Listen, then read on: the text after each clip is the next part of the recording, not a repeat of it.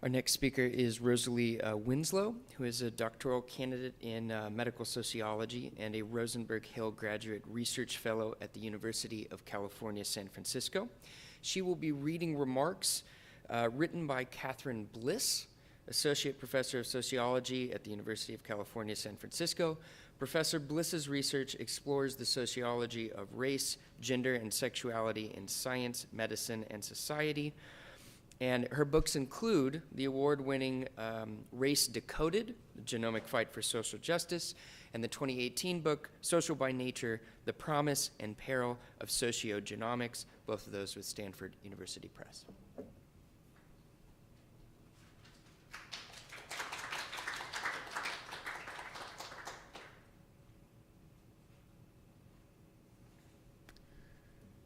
Hi, everyone.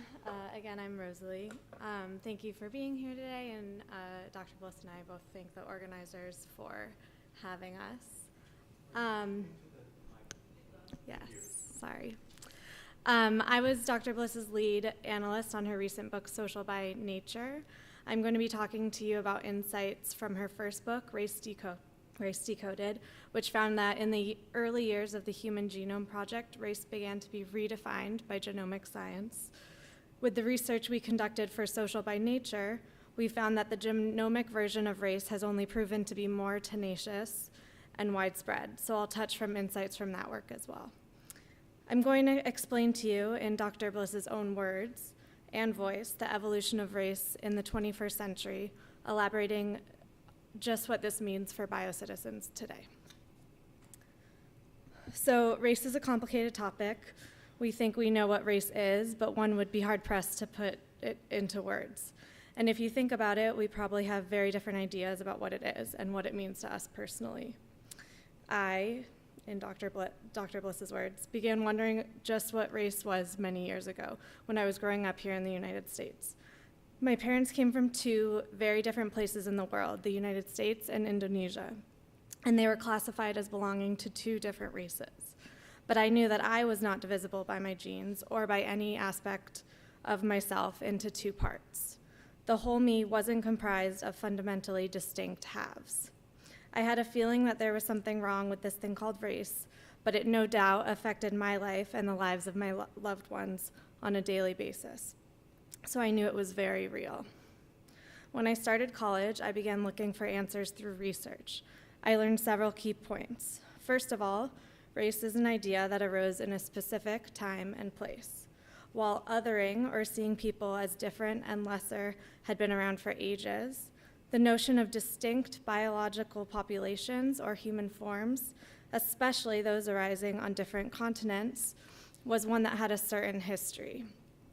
The idea took hold in Europe in the 17th century, taking on scientific imprimatur with the rise of modern science in the 18th and 19th centuries, and spreading throughout the world through colonialism and globalization from then until now.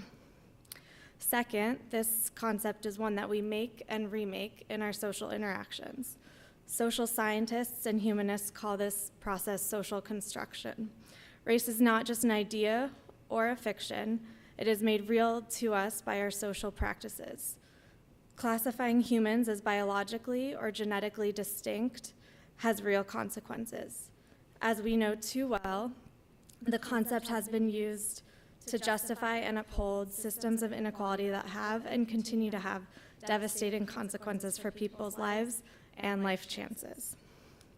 Third, while the basic idea of that race is biological was embedded in cultures around the world, most biologists and geneticists in the post-World War II era had renounced the idea that humans were divisible into completely distinct populations or forms.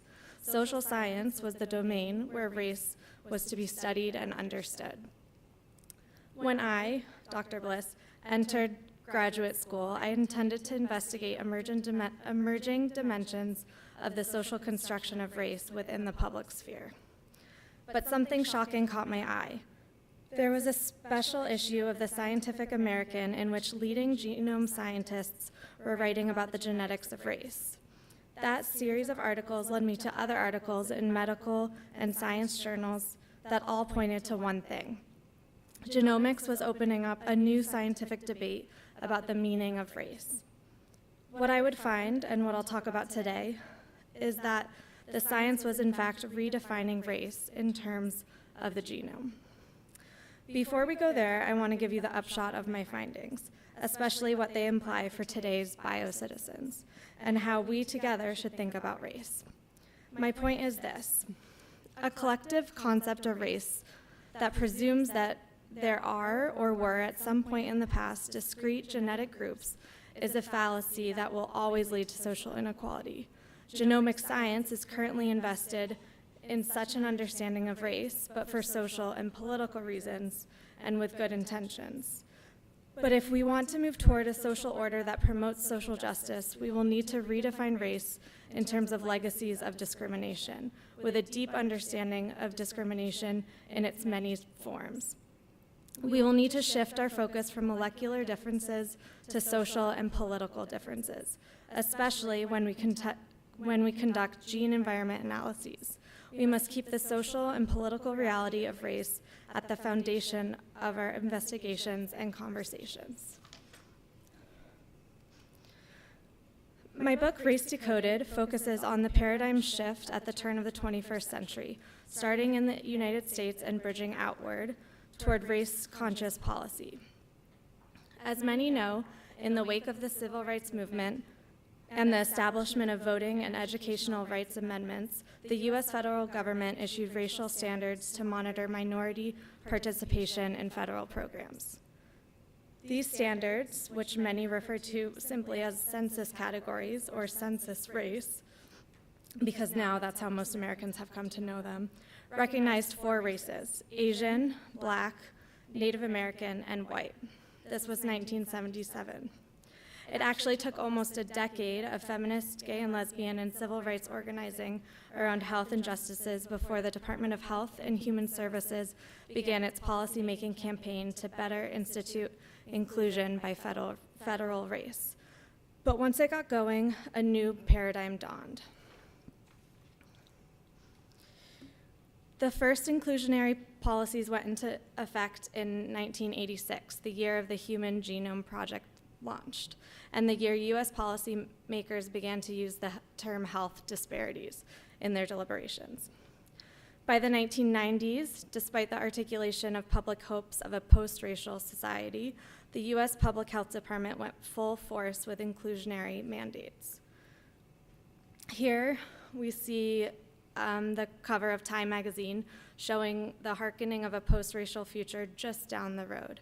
And next to it, the National Institutes of Health, NIH, their inclusionary forum as it has stood for the last 17 years. The NIH's partner in Genomics, the UK's Wellcome Trust, has had a similar timeline of minority justice struggles and policy shifts. Importantly, this shift could be seen in the major international genome projects where genome mappers who lead global efforts to sequence DNA moved from saying the genome was colorblind, there's no such thing as race, to sampling by US federal race categories. We're not talking about local categories pertaining to majority-minority divides in different countries, not even European colonial-derived categories, but US categories. And projects went from population blind sampling protocols to continental ancestry protocols or minority conscious sampling protocols. For example, the Human Genome Project, which launched in 1986, was conceived before the census categories, so it had no cognizance of race. Instead, it consisted of a pragmatic DNA sample, mostly of Northwestern European Americans. The next projects to come, the International HapMap Project and the 1000 Genomes Project, came about after census categories had been instated. As a result, they have been completely structured by US census categories. These projects distribute race samples to scientists worldwide, creating a system of comparing DNA between the races. So Asians and Africans are treated as genetically unique and mutually distinct from each other and from Europeans.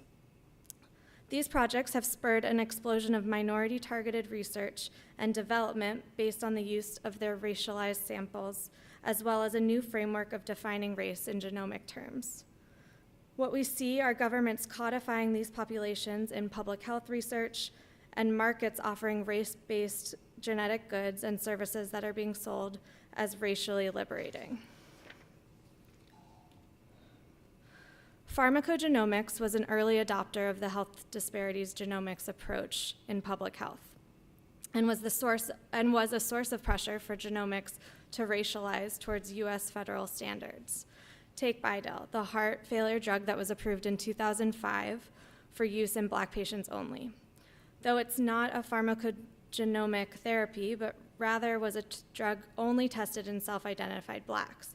Its makers' partnership with leading racial advocacy organizations set an ethical precedent for American science.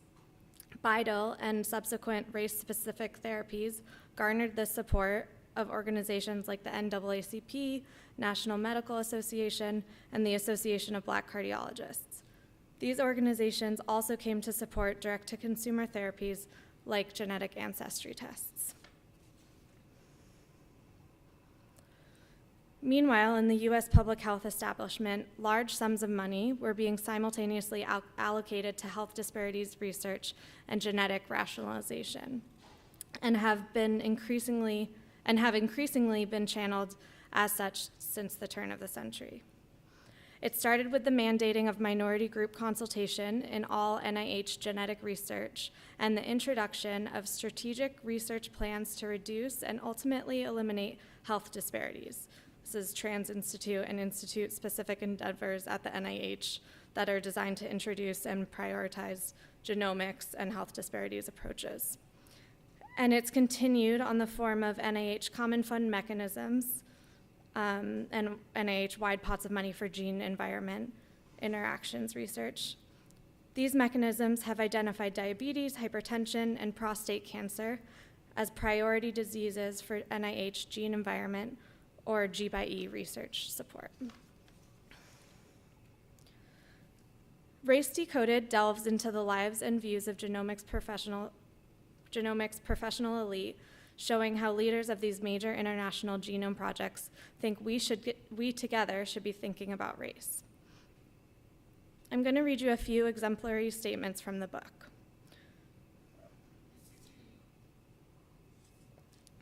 First, there's Georgia Dunstan, founder of Howard University's National Human Genome Center, who says genomicists need to find out, quote, what's the internal influence for a person who, because of certain biological characteristics, perceives themselves or their integrity as being threatened, whether it's getting a job, losing a job, getting insurance, or losing insurance. Dunstan was the leader of the first effort to have an African genome project. She also heads up a number of Black-focused studies that try to map African lineages onto African Americans. Here, she's referring to the biology of racism, which she claims is her fundamental motivation in studying humanity's DNA. Mark Feldman, a leader in evolutionary genetics at Stanford, relates the need for more minority-focused research to the lack of minority scientists in the field. He says, in the university situation, you today are forced into acknowledging what race means because of affirmative action and the fact that we have so few minorities on faculty and so few coming up to be on faculty in the next generation. If you do demography like I do, then you also have to continually focus on what's the difference in life expectancy and morbidity between different self-classified racial groups within the United States. This is a scientist who has been at the forefront of racial policy disputes for decades and has trained a generation of genome project leaders. His comments show the complex ways considerations of race produce anxiety for genome scientists.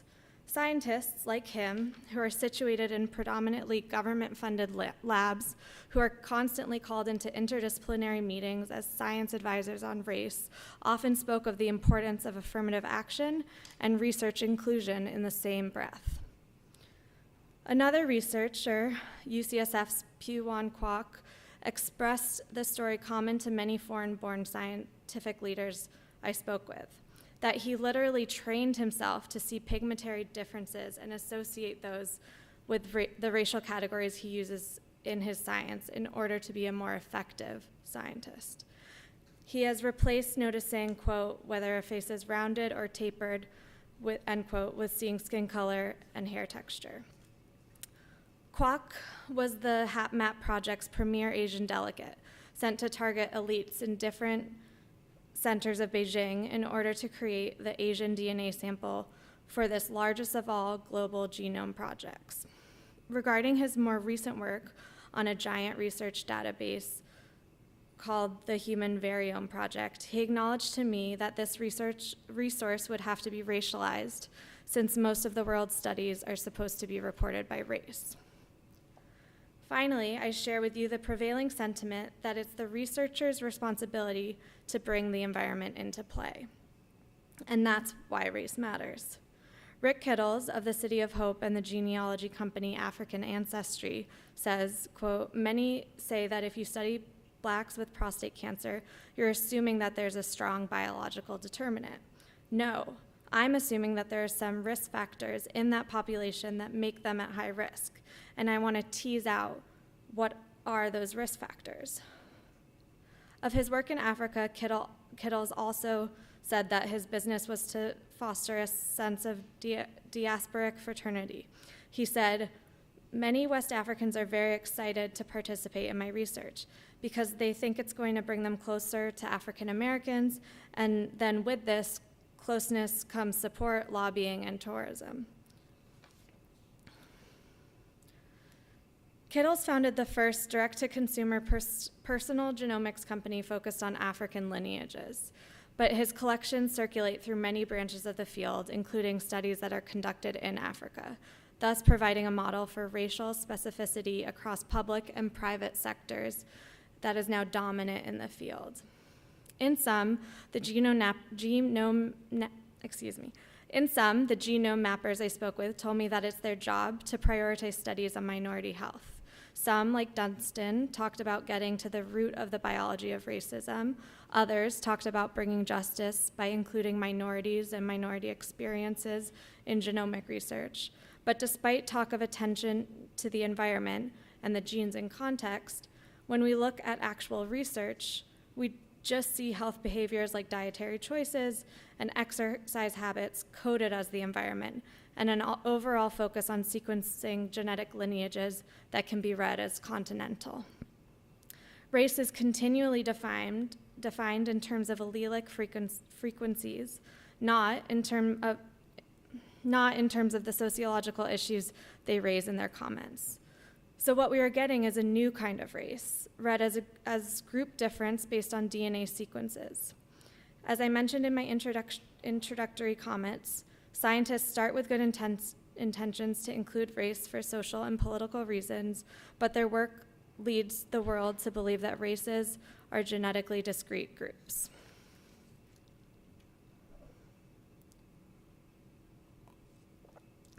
Indeed, more and more global projects are using US race as a starting point. For example, there are a number of multi-population genome projects that collect DNA globally to sequence haplotypes or whole genomes based on the US Census Category set. Then there are projects that individual nation states have launched to create DNA typical picture of an Asian, European, or African genome. And then there are projects that focus on specific continental populations, like the Human Hereditary and the Health in Africa study pictured here. All of these projects do the costly and time-consuming task, a task only made possible by joining national efforts with the wealthiest nations in the world, of sampling and sequencing large amounts of DNA and processing that DNA with the highest throughput technologies. They basically do the work that individual researchers can't. They make samples available to researchers worldwide, but in a racialized manner that portends comparison and distinction. In Race Decoded, I talk about these issues in terms of knowledge paradigms. I argue that what's happening is that biomedicine is now governed by a sociogenomic paradigm, the view that biology has a genetically determined component and a socially constructed component. Under this paradigm lies the notion that the only way to produce equality is to become cognizant of racial difference, to celebrate diversity, to capitalize on common American understandings of racial difference, and to invest in and support U.S. minority conceptions of solidarity and identity, but to ultimately study biological systems and offer health justice solutions with genetic science.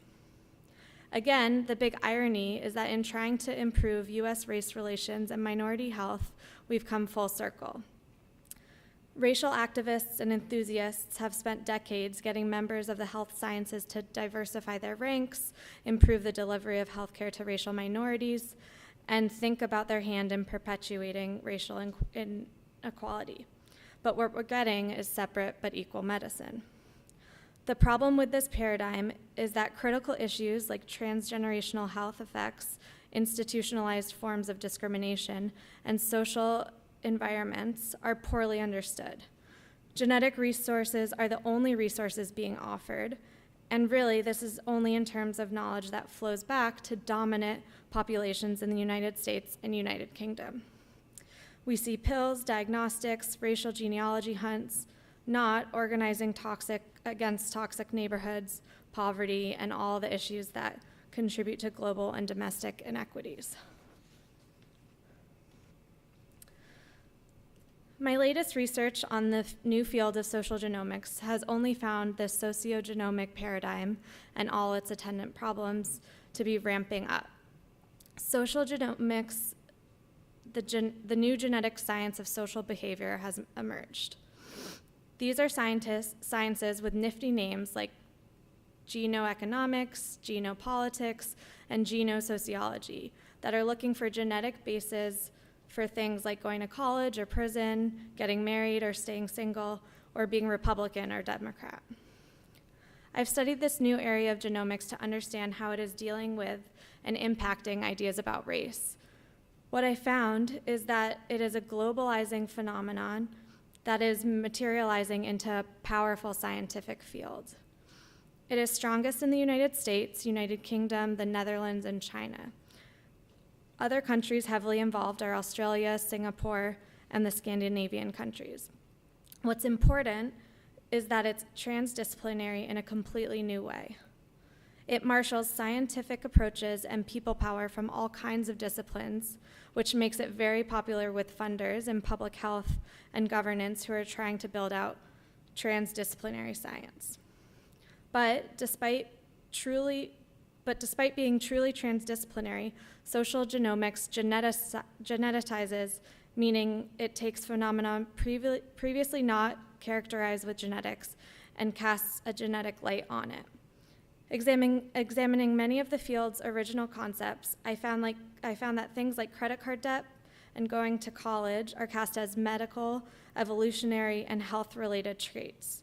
In other words, debt becomes a figment of risky genes, while educational attainment becomes a figment of cognitive function genes. Furthermore, scientists also biologize standard social science constructs, so things like the life course become read as developmental genetics or gene expression in the body in the course of life. And reports focus on the genetic end of the gene-environment equation, aka genetic causal mechanisms. I call this imbalanced interdisciplinarity. It is uneven to its core. And how does this bear on notions of race? This focus on genes has scientists importing standard genomic techniques for handling population and sex difference, techniques that are plagued by their own problems of essentializing race. So the field follows suit. What we see in the literature are studies that say Maori men are genetically predisposed to aggression and Latinos are predisposed to being gangbangers, while Europeans have alleles for entrepreneurialism and higher cognitive function, code for IQ.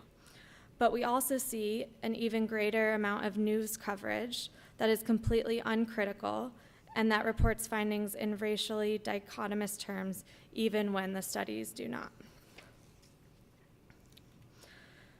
A point I always come back to when examining the sociogenomic paradigm is that it is an ethos, an ethical framework that is built on the best of intentions, but one possessing unintended consequences.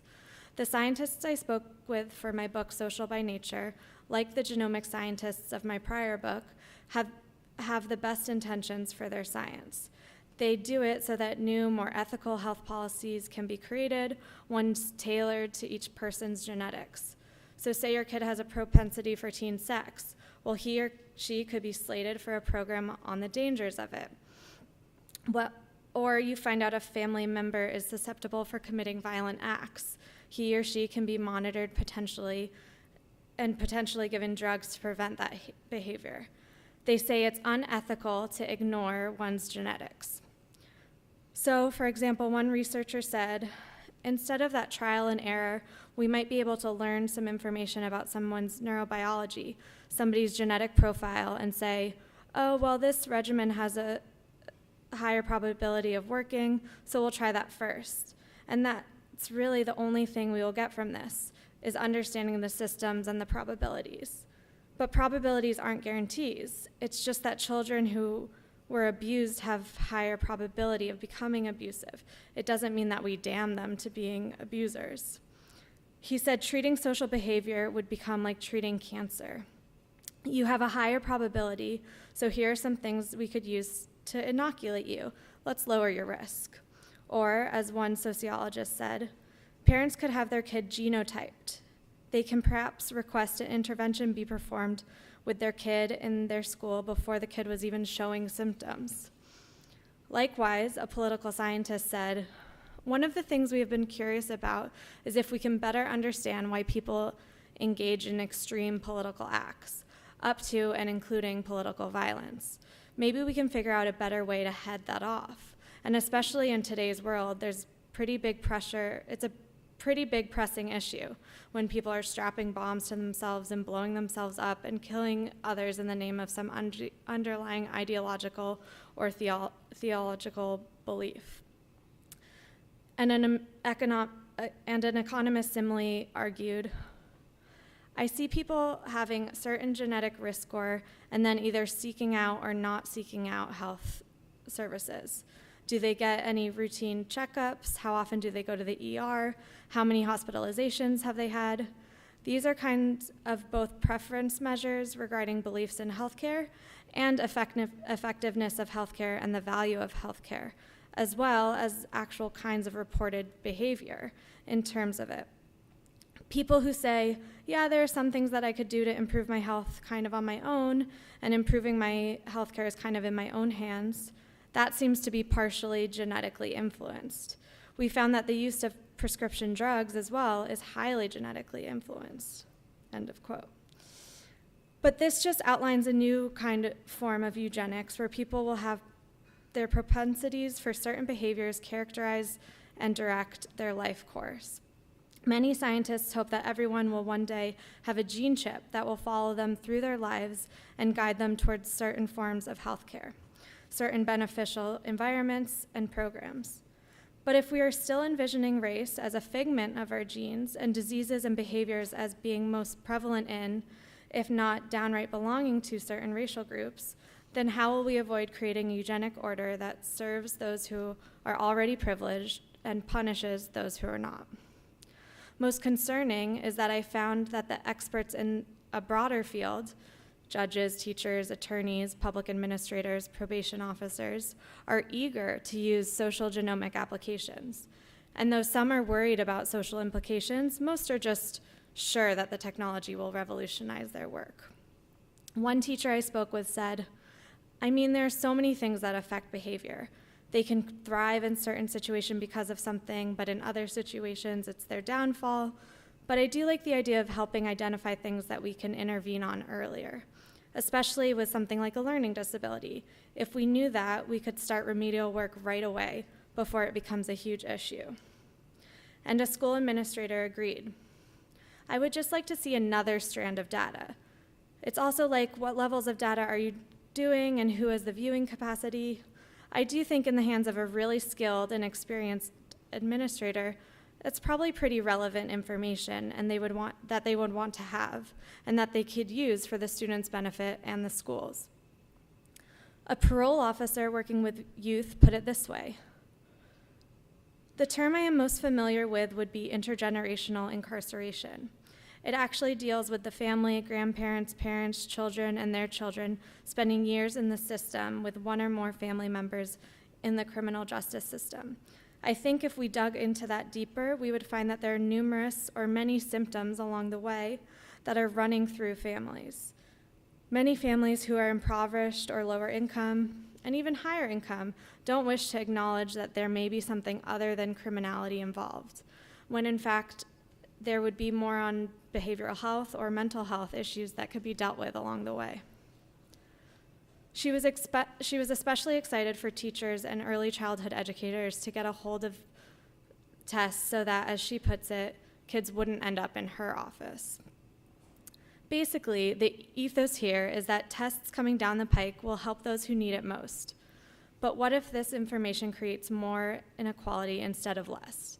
Again, test results would follow a person through their lives. As they entered school, as they entered work, they could affect relationships and track people for certain programs and institutions. As some IQ geneticists have said, they could keep some kids out of school altogether so they wouldn't suffer for their genetic heritage. One issue that I raise in my book is that of stereotype threat. This is where people see themselves in terms of the stereotypes around them, and they perform to match stereotypes like a self-fulfilling prophecy. Social genomic tests could become a new dangerous form of self-fulfilling prophecy.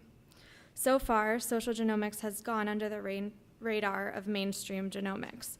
We haven't seen almost any critique or policing from within science. To the contrary, the field has been gaining support from more and more powerful funders. When I started the study, the field was supported by small grants from the NIH, NSF, and some other national agencies in various countries. Now, 2 of its top leaders have gotten multi-million-dollar grants from the European Union, and collaboration is underway with the premier genomic centers of the world, like the Broad Institute, 23andMe, and the UK Biobank. Meanwhile, all kinds of tests have gone to market that claim to predict a host of behavioral and social phenomena: IQ, EQ, rage genes, sports abilities, relationship proclivities, you name it. So where does this leave us? My mentor, Troy Duster, predicted a backdoor to eugenics, but what I'm seeing here is a new eugenics, and it has entered through the front door of mainstay biomedical institutions of our time. We're talking about tracking people from birth, possibly even earlier. So what we need is a serious examination of the ways that health and social justice are being mobilized, and a better understanding of the social implications of the sociogenomic paradigm. We also need to expand this conversation to include the wider public. How will everyday people, we good biocitizens, avoid reinforcing troubling ideas about race if so few people know about these emerging aspects of DNA science? I've been spending more time speaking with journalists and broadcasters of late so that I may ensure that awareness is growing among the general public. But informing about science isn't the only piece of the equation. We need to also be broadening the conversation in terms of content, of how we can collectively redefine race. We need to talk more about the social and political nature of race. We need a clear redefinition towards the lived experiences of people who are affected by racism and all the insidious forms of racial discrimination that themselves link up with sexual, gender, and class discrimination. So it's a dual process that I am calling for, and I hope those here today will consider. That concludes Dr. Bliss's remarks. Thank you very much.